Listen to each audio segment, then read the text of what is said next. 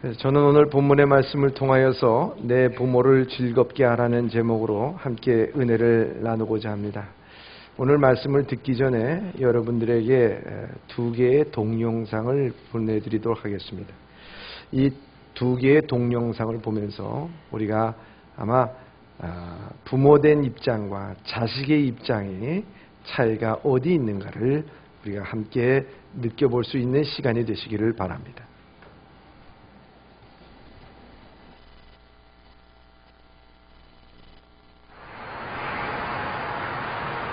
아이들은 자신의 꿈에 대해 어떤 생각을 갖고 있을까요?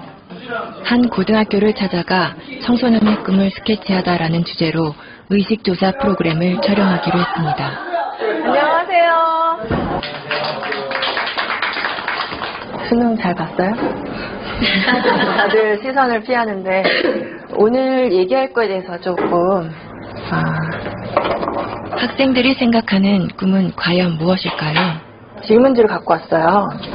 죽기 전에 꼭 해보고 싶은 당신의 꿈은 무엇인가요? 이게 버킷리스트라고 하죠, 요즘에.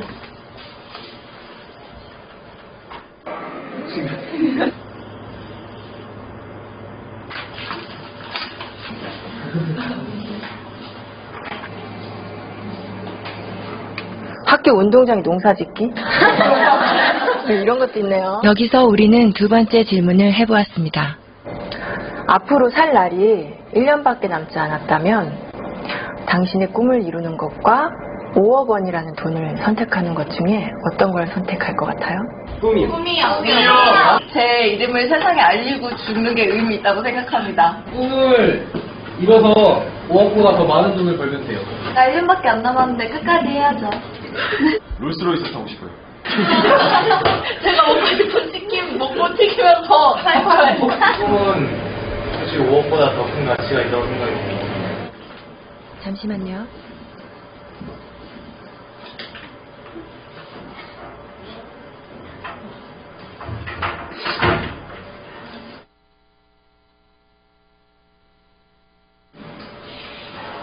우리 온 가족이 함께 모여서 내 식구 좀 거라한 데서 좀 해보고 싶고 하고 싶은 게 너무너무 많죠. 아들이랑 둘이서 배낭여행 한번 가고 싶어요. 아, 집 투어? 아들이랑? 저희 고향 양평으로 내려가서 그릴같이 멋있는 집을 짓고 사랑하는 가족과 함께 행복하게 사는 게 제 꿈입니다. 조그만 극장이라도 하나 해줬으면 성진이가 하고 싶어 하는 거니까. 많은 추억이나 또 집사람한테 그동안 못 해준 거 그런 것만 생각나더라고요. 가족과 함께 여행을 하는 게 제 꿈입니다. 근데 할 수만 있으면 진짜 같이 한번 성진이 데리고 여행을 좀 해보고 싶습니다. 구석에 친구들랑 만나보고 싶어요. 맥주 한잔 마시고 싶어요. 그거 괜찮죠?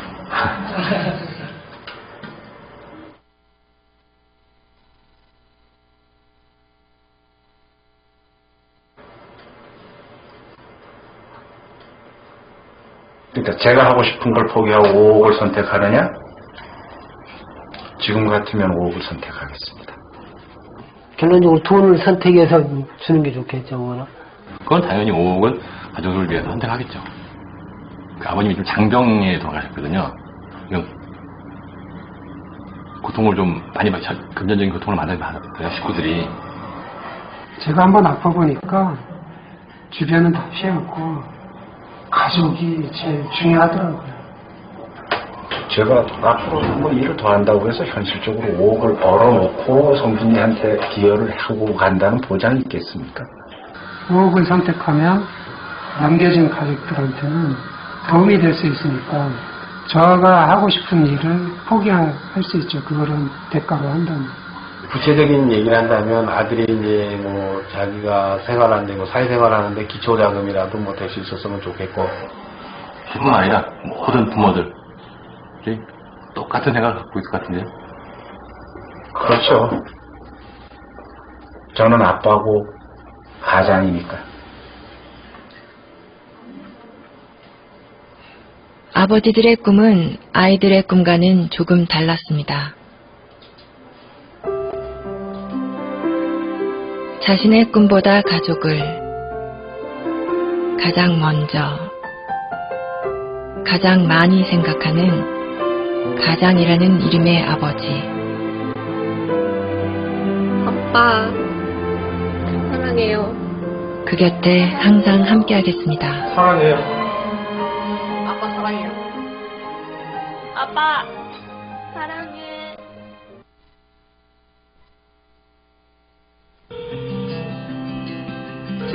아빠, 사랑해요.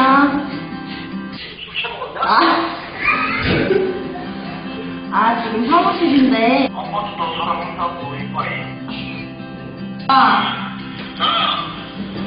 사랑해. 왜 그래야? 돈 때문에 했다고 기대한대요. 아니야, 돈 달라기는. 어디야? 좀 사랑하고 있어. 나는 그냥 천이한테만 비해서 많이 되는 애들만 보내는 거지, 이제는. 나빠를 이해하는 걸 보고. 맞아. 너도 사랑해. 나도. 사랑하고 전화하려고 전화한 거야. 아니. 엄마 사랑해요. 엄마 사랑해.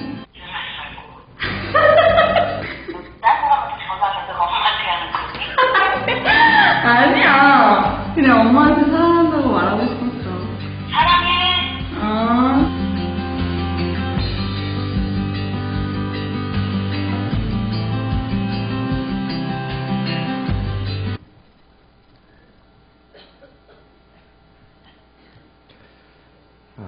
영상 잘 보셨습니까?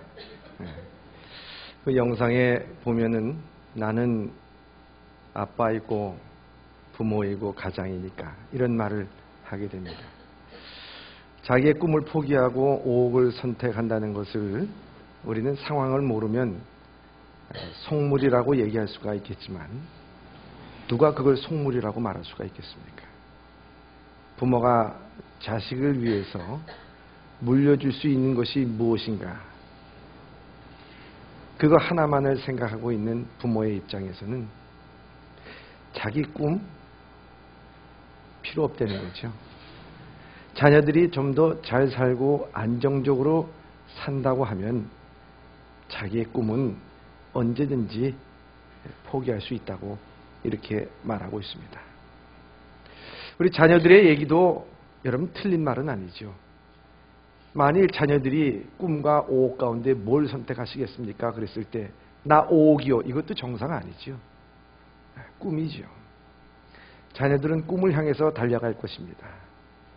그러나 그 꿈을 이루어주기 위하여서 부모는 뒤에서 끊임없이 눈물을 흘리고 기도하고 지원해주고 격려해줄 것이라 하는 것입니다. 그런데 더욱이 부모님들에게 있어서 참 안타까운 것은 이렇게 사랑을 줄 줄은 알면서도 정작 자식으로부터 사랑을 받는 데는 익숙치를 않아요. 그래서 사랑한다는 말을 들을 때 쑥스러워서 여러 가지 다른 말로 표현하고 있는 것을 볼 수 있습니다. 정말 이 땅에 어머니들이, 아버지들이 있어서 오늘 이 땅이 희망이 있고 소망이 있는 것 같습니다. 오늘 우리 교회에도 60세는 몰라도 70세 이상 되신 분들이 계십니다. 한번 일어나기가 힘드시니까요. 한번 손 한번 들어보세요. 70세 이상. 70세 이상. 예. 네. 이분들에게 한번 뜨거운 박수 한번 드려드릴게요.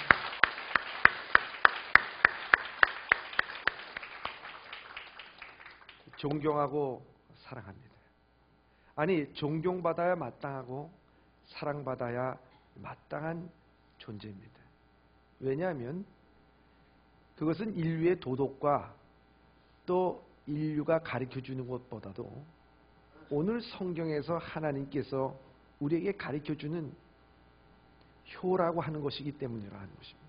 아니, 명령입니다. 명령. 해도 되고 안 해도 되고 하는 것이 아니라 부모를 공경하는 것은 이것은 하나님의 명령이라고 하는 것을 우리에게 말씀해 주고 있습니다. 그래서 성경은요, 창세기로부터 시작해서 요한계시록까지 모든 성경의 내용에 보면 효로 가득 차 있는 것을 볼 수가 있습니다. 예수님의 일생도 부모님을 따라 순종하여서 그 예루살렘에 올라간 것부터 시작해서 마지막 십자가에 돌아가실 때도 자기의 제자들에게 그 밑에 있는 어머니 마리아에게 이야기하기를 보라 내 어머니니라 이렇게 말함으로 말미암아 그 육신의 어머니 마리아를 한평생 돌보도록 만든 것이 바로 예수님이십니다. 그렇기 때문에 성경은 효에 대해서 알파요 오메가로 우리에게 말씀해주고 있는 것입니다. 저는 오늘 본문의 말씀 가운데서 우리에게 지혜자는 이렇게 말씀하고 있습니다. 내 부모를 즐겁게 하라고요. 여러분, 내 부모를 즐겁게 하는 일이라는 게 얼마나 참 어려운 일입니까? 왜 어렵냐고요? 방법을 몰라서요? 아니, 방법은 다 알고 있습니다. 그런데 오늘 시대가 우리가 그렇게 어렵게 만든다고 하는 것을 우리가 알아야 된다 하는 것입니다. 그래서 오늘 우리가 내 부모를 즐겁게 하라. 어떻게 우리는 부모를 즐겁게 할 것인가? 여러 가지 방법들도 있겠지만은 성경이 가르쳐주는 내 부모를 즐겁게 하는 것에 대해서 우리 마음속 깊이 생각하면서 오늘 여러분들의 부모님이 살아계시다고 하면 부모님을 즐겁게 해드리고 이미도 부모님이 이 땅에 계시지 아니하신다고 하면은 여러분 후회와 미련을 갖지 마시고 연로하신 어른들을 공경하면서 또 미련한 마음보다는 그 자신을 사랑하면서 주님의 말씀 가운데서 위로와 평강을 얻을 수 있기를 주님의 이름으로 축원합니다.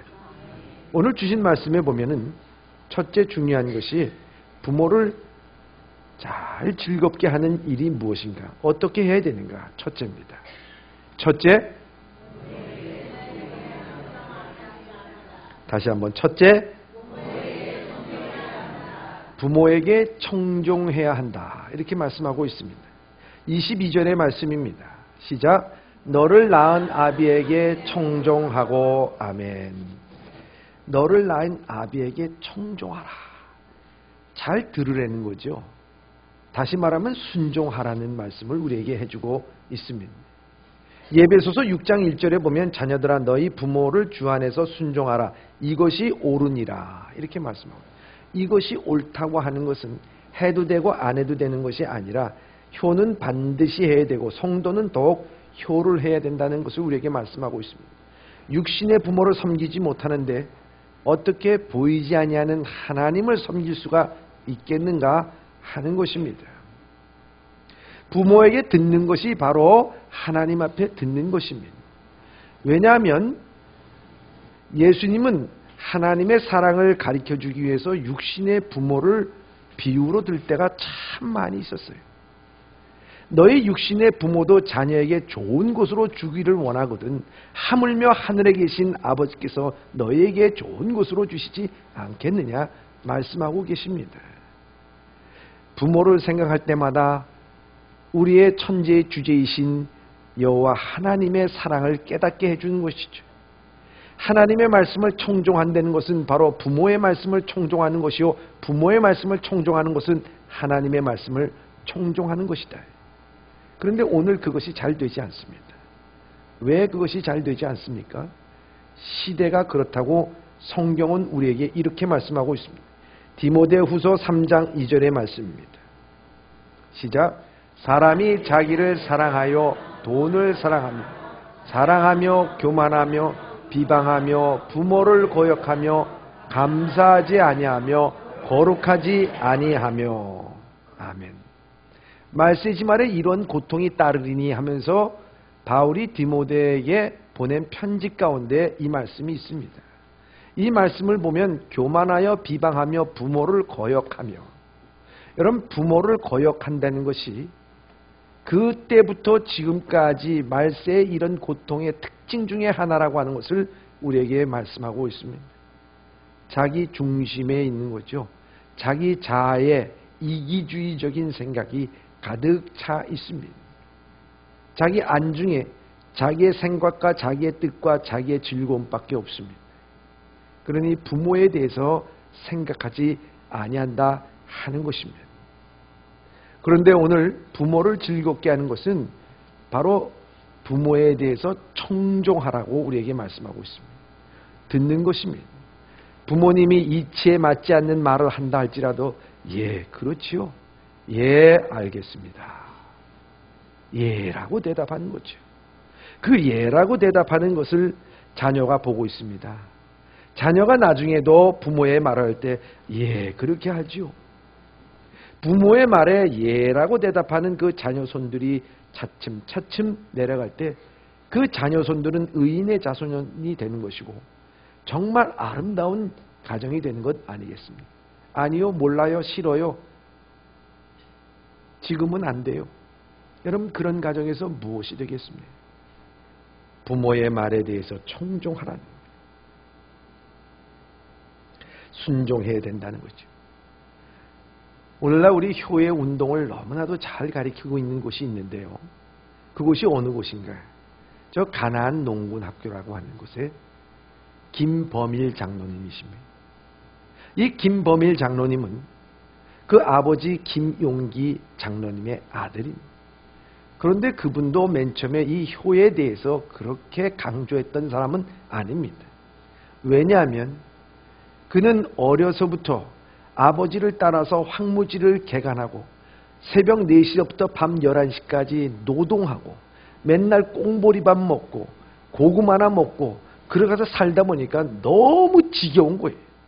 내가 이런 삶을 내가 살아가야 되는데 막 청춘의 피가 끓을 때에 그 산골에서 맨날 곡괭이질만 하다 보니까 너무나도 괴로운 거예요.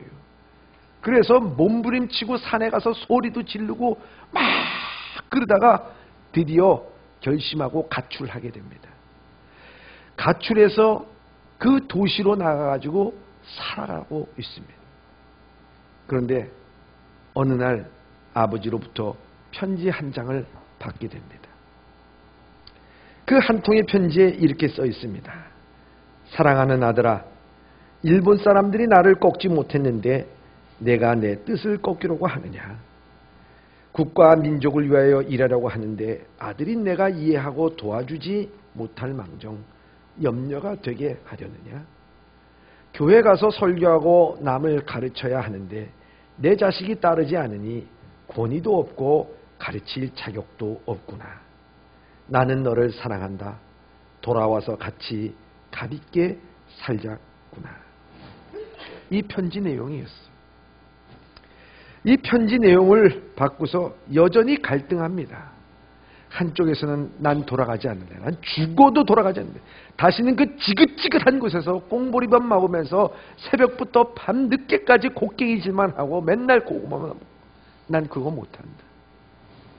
한쪽에서는 막 반항을 하기 시작합니다. 한쪽에서는 아버지의 음성이 들려옵니다. 얘야, 내가 너를 사랑한다. 우리 값 있는 일을 해보고자꾸나 하면서 말을 합니다. 너무나 힘들어서 갈등을 하면서 산에 올라가서 기도를 하게 됩니다. 3일 금식, 4일 금식, 5일 금식. 금식이 길어지기 시작합니다. 그 마음속에 점차 뭔가 뜨거운 것이 다가오기 시작합니다. 내가 부모님에게 그 사랑을 받아 하나님의 사랑을 알았는데 내가 부모님의 뜻을 거슬려야 되겠는가? 내가 인생을 살면 얼마나 살 것인지 하나님은 반드시 살아계시고 오늘 나와 함께하여 주시는데 내가 왜 무엇 때문에 방황하고 있는가? 무엇을 찾으려고 하는가? 무엇을 즐기려고 하는가? 인생의 모든 밑바닥에 있는 문제까지 다 끄집어내가지고 생각하는 순간 딱 결론을 내린 것이 무엇인가? 나는 아버지께로 가야 살 길이 있다. 그걸 마음속에 딱 자리 잡고 나니까 마음이 그 다음에는 너무 평안하더래요. 마치 탕자가 돌아온 아버지께로 가게 됩니다. 무릎을 꿇고 아버지께 용서를 빕니다. 아버지, 죄송합니다. 아버지의 말씀에 청종하겠습니다. 아버지의 말씀을 듣겠습니다. 그 아버지의 말씀을 듣는 순간 더 이상 곡괭이질이 괴로운 게 아닙니다. 꽁보리밥이 그렇게 지겨운 게 아닙니다. 고구마가 그렇게 싫은 것이 안 됐습니다. 그 마음 가운데서는 부모님의 말씀을 청종하듯 하나님의 말씀에 청종하여 성령의 충만함이 자리죠. 기쁨과 감사함으로 그 오는 사람들에게 효에 대해서 무엇인가를 가리키는데 그 입에 권세가 있게 됩니다. 능력이 있게 됩니다. 사람들의 마음을 움직이게 됩니다. 왜요? 청종했기 때문에. 오늘 사랑하는 예범의 성도 여러분, 오늘도 우리는 부모님의 말씀을 청종할 때 여러분들 마음에 평강이 임하게 될 줄 믿습니다. 여러분들의 입에 권세가 있게 될 줄 믿습니다. 그걸 통해서 가정이 아름답고 하나님 앞에 영광 돌릴 수 있는 우리 예범의 성도들이 다 되길 주님의 이름으로 축원합니다. 두 번째, 부모를 즐겁게 하는 것이 무엇인가? 둘째입니다. 둘째,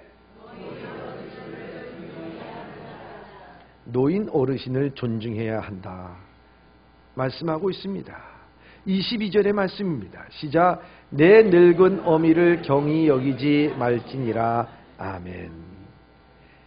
바울은 디모데전서 5장 1절에서 2절에 이렇게 말씀하고 있습니다. 시작. 늙은이를 꾸짖지 말고 권하되 아버지께 하듯 하며 늙은 여자에게는 어미에게 하듯 하라. 아멘.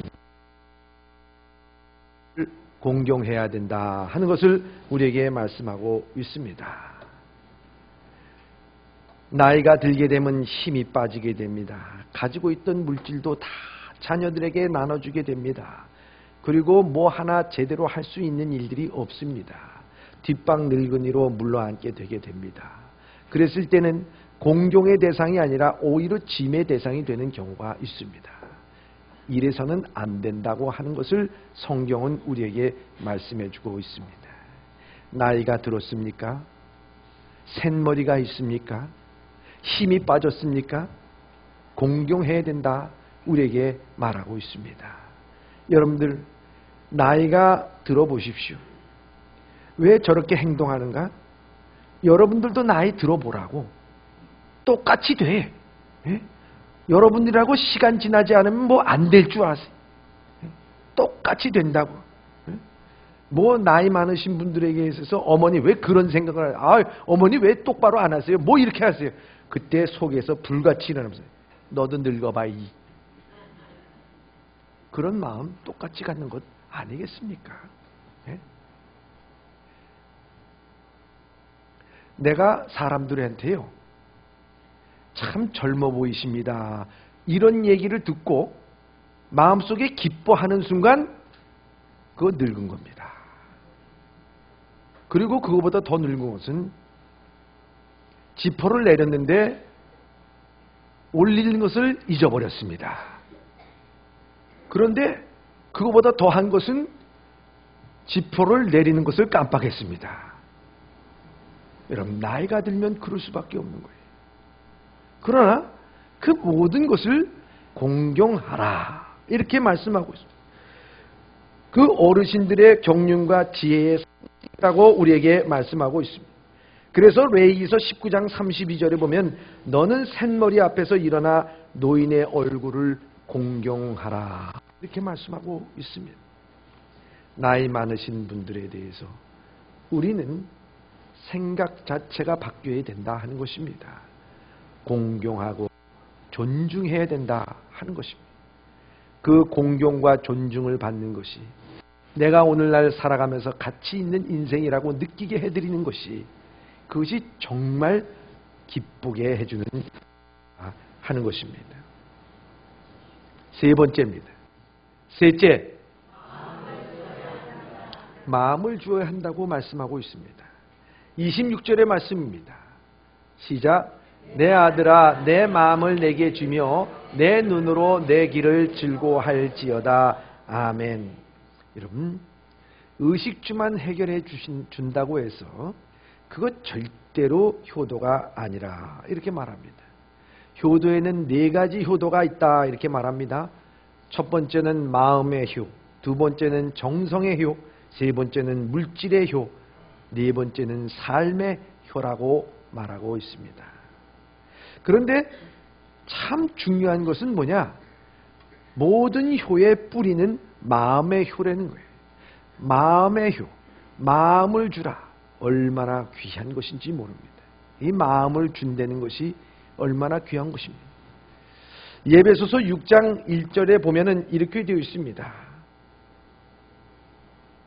내 부모를, 내 아버지와 어머니를 공경하라. 이렇게 되어 있어요. 이 공경하라고 하는 것은 키베드라고 하는 히브리를 쓰는데 그것은 무겁다 하는 것이에요. 부모에 대해서 생각할 때마다 마음이 무거워야지 경하게 생각하고 가볍게 생각해서는 안 된다는 거예요. 그런데 요즘에 주일학교에서 학생들에게 이 말씀을 함께 읽었다는 거예요. 에베소서 6장 1절의 말씀, 내 아버지와 어머니를 공경하라 하니까 그 아이들이 진짜 그렇게 읽었는지는 모르지만 이렇게 읽더라는 거예요. 내 아버지와 어머니를 공격하라. 이렇게 읽었어요.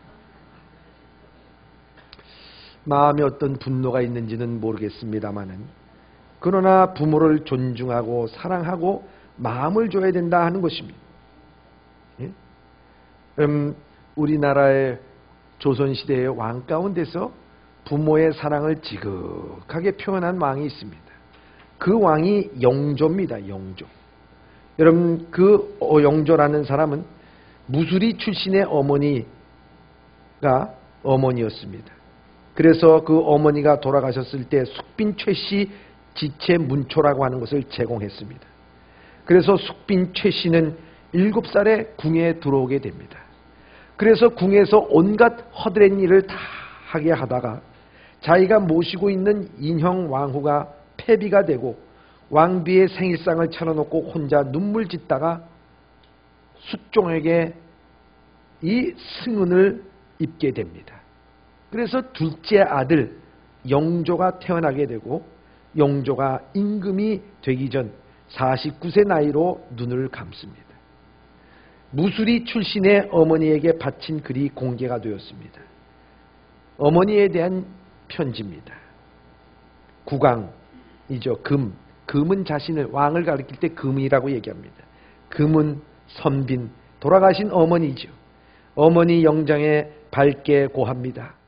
아, 소자는 어머니가 돌아가신 무술년 이후로 세상에 살아갈 이유가 사라졌습니다. 이렇게 어머니를 생각할 때마다 눈물이 흘려서 주체할 길이 없다고 그는 말하고 있습니다.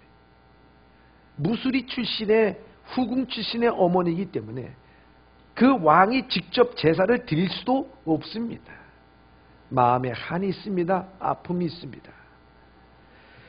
그렇지만 어머니를 마음으로부터 사랑합니다. 마음을 주는 거죠. 마음을 주는 것이죠. 여러분, 얼마나 중요한 것입니다. 부모의 생을 살아갈 때 보면은요, 부모님은 그 삶이 다 완벽하지가 않습니다. 후회스러운 일도 있고 미련이 남는 것도 있습니다. 그래서 자식들에게 얘기하지 않습니까? 얘 일찍 일어나라, 공부해라, 뭐 해라, 이럴 때는 저래라, 저럴 때는 이래라. 다 얘기하는 게 뭐냐? 경험해보니까 내 삶 가운데서 이런 문제가 후회되더라. 그러니 넌 이렇게 살기를 바란다 하는 게 어머니의, 아버지의 마음이지요. 그러면 어머니를 기쁘게 하고 아버지를 기쁘게 하는 것이 뭐겠습니까? 마음을 준다는 것이 무엇이겠습니까? 그것은 다른 것이 아니라 아버지의 생각, 경험, 지혜, 살아온 모든 삶을 인정해 주는 것이라는 것입니다. 아버지 참 훌륭하게 사셨습니다. 어머니 참 훌륭하게 사셨습니다. 비록 아버지가 사업을 하다가 망해서 전세방으로 사글세방이 왔다 할지라도 아버지 아버지의 인생 참 후회 없이 잘 사신 줄 믿습니다. 아버지 존경합니다. 여러분, 그런 삶 가운데서 자녀에게 물려줄 것이 없어 의기소침해 있는 아버지일지라도 자녀로부터 그런 얘기 한마디 들었을 때 자기 인생 어떻다고 생각하겠습니까? 야, 그래도 나 인생 실패하지 않았구나. 그 생각할 거 아니겠습니까? 그 잡담의 유익이라고 하는 책이 있습니다. 그 잡담의 유익이라고 하는 책을 보면은요, 잡담 뭡니까? 그냥 잡담입니다. 거기에 알맹이가 있습니까? 목적이 있습니까? 철학이 있습니까? 깨달음이 있습니까? 없습니다. 그냥 잡담입니다. 근데 이 잡담에도 유익이 있습니다. 거기에 내용에 보면 이런 내용이 있습니다. 한 비행기 기내에서 어떤 사람이 거만하게 팔짱을 끼고 있으면서 다리 하나를 이 복도에 이렇게 내놓습니다. 지나가는 사람이 불편하지요. 그러니까 스튜어디스가 갑니다. 손님, 그 발 집어넣으세요. 지나가는 사람들이 불편하잖아요. 이렇게 얘기하지 않습니다. 얘기합니다. 손님, 제가 무엇을 갖다 드릴까요? 하니까 쳐다보더니만 보드카 한마디 합니다. 그래서 보드카를 하나 갖다 드립니다. 이 보드카를 주면서도 이렇게 얘기합니다. 저도 그 보드카 좋아합니다. 여러분, 별거 아닌 것 같지만 여러분 마치 이 보드카를 주면서 얘기하기를 반대적으로 한번 생각해 보자고요. 그 먹으면 쓰고 도수가 높아가지고 목에 딱 들어가면서 나중에 구역질까지 날 텐데 뭘 그런 것을 좋아하세요? 여러분, 그렇게 말했다고 칩시다. 여러분, 상황은 전혀 달라집니다. 그런데 그것을 주면서 나도 그거 좋아합니다. 한마디 합니다. 그러니까 그것을 받자마자, 그 말을 듣자마자 얼굴이 환하게 펴지면서 슬쩍 뻗었던 다리를 제자리로 돌아오게 됩니다. 그러면서 거기서 마음이 열리고 이야기를 하게 됩니다. 그러면서 이야기를 하면서 그 사람의 마음도 풀어지고 또 교만했던 얼굴이 겸손한 얼굴로 바뀌면서 이런저런 얘기로서 주변에 아름답게 평화를 이루어 나가는 것입니다. 여러분, 부모님에 대해서도 마찬가지입니다. 여러분들이 무슨 철학, 경험, 그것을 여러분들을 어그리하고 여러분들 동의하라는 것이 아닙니다. 부모님이 찹쌀을 떡을 참 좋아합니다. 어머니, 나도 이거 좋아해요. 야, 네가 내 입맛 닮았구나. 그럴 거 아니겠습니까? 아, 고추장에 뭐 찍어 먹는 거 좋아해. 어머니, 나도 이거 좋아해. 이야, 네가 꼭 애비 입맛을 닮았구나. 그 한마디 하는 것이 그 마음속에, 야, 내가 내 새끼 이거 맞구나. 이거 얼마나 좋습니까? 인정해드리는 거. 잘 사셨습니다. 수고하셨습니다. 나의 어머니입니다. 나의 아버지입니다. 짱입니다. 좋아요. 나도 그거 좋아합니다. 잡담 같은 이야기지만 그 가운데 사랑이 있습니다. 마음이 있습니다. 우리의 신앙도 마찬가지입니다. 하나님, 나도 하나님 뜻 좋아해요. 하나님 뜻대로 살길 원해요. 주님께서 우리에게 더 큰 평강을 허락해 줄 줄 믿습니다. 후회스럽게 살아온 인생을 살아온 부모, 자녀의 효도로 인해서 그 인생이 성공적 인생으로 살아가게끔 만드는 것, 즐겁게 만드는 것, 바로 그것이 효라는 사실입니다. 네 번째입니다. 넷째,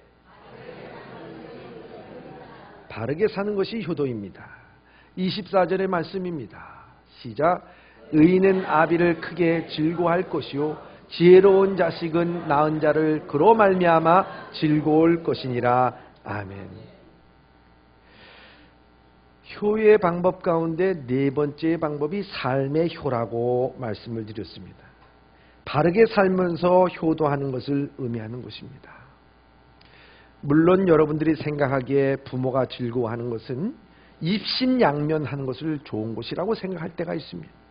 공부 잘하고 그래서 출세하고, 그래서 지위를 얻고 권력을 얻고 또 부를 쌓고 명성을 얻어가는 삶이라는 것이 얼마나 참 좋습니까? 그러나 그거보다 더 좋아하고 즐거워할 수 있는 것은 바로 바르게 살으라 하는 것입니다. 바르게 산다는 것은 얼마나 귀한 건지 모릅니다. 그래서 오늘 성경의 말씀 24절에는 의인은 아비를 크게 즐거워할 것이요 지혜로운 지식을 낳은 자는 그를 인하여 즐거울 것이라 말씀하고 있습니다. 의롭고 바르게 살면 효도가 되고 부모가 즐거워해야 된다는 말씀입니다. 그래서 진리를 사고 팔지 말며 지혜와 훈계와 명철도 그리할지라고 말씀하고 있습니다. 돈 몇 푼에 양심 팔지 말라는 거예요.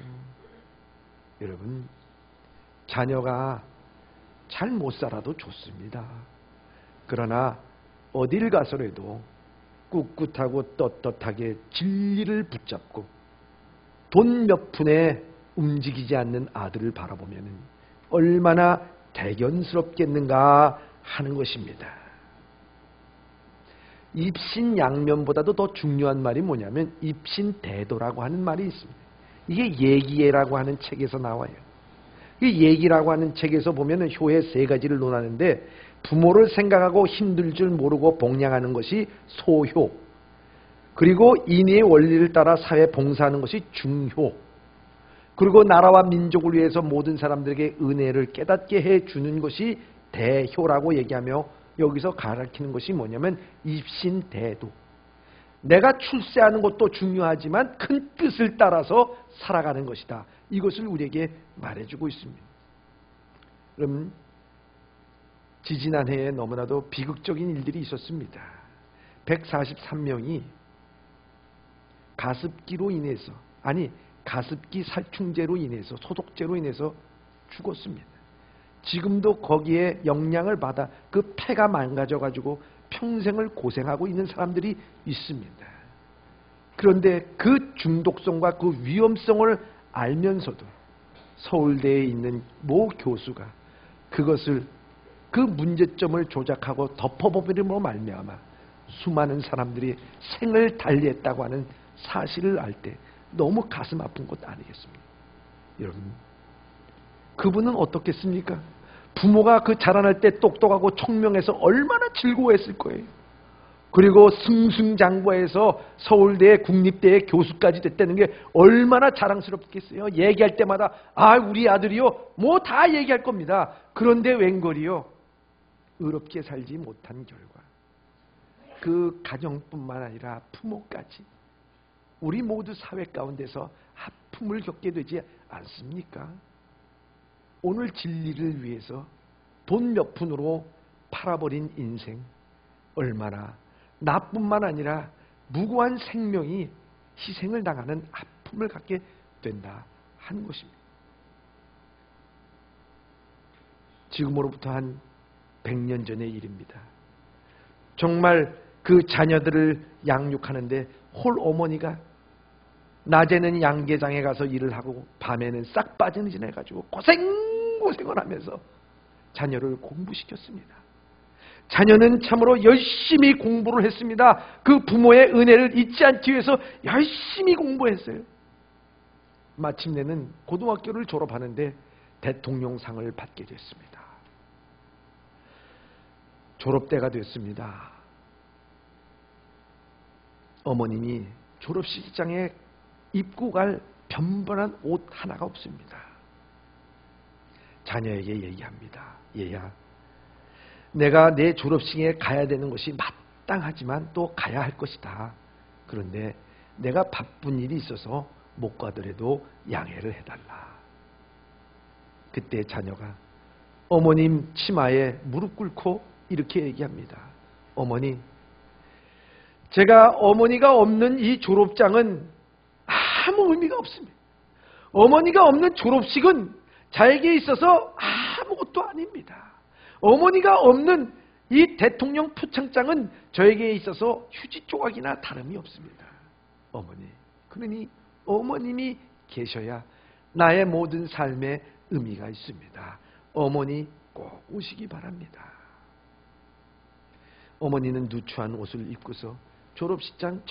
끄트머니에 앉아 계십니다. 이 학생이 마지막에 졸업 연설을 마치고 그 학교 교장으로부터 대통령 메달을 목에 걷게 됩니다. 그는 목에 메달을 걷고 그 강대상에서 내려오게 됩니다. 그래서 저 끝에 있는 어머니에게 찾아가게 됩니다.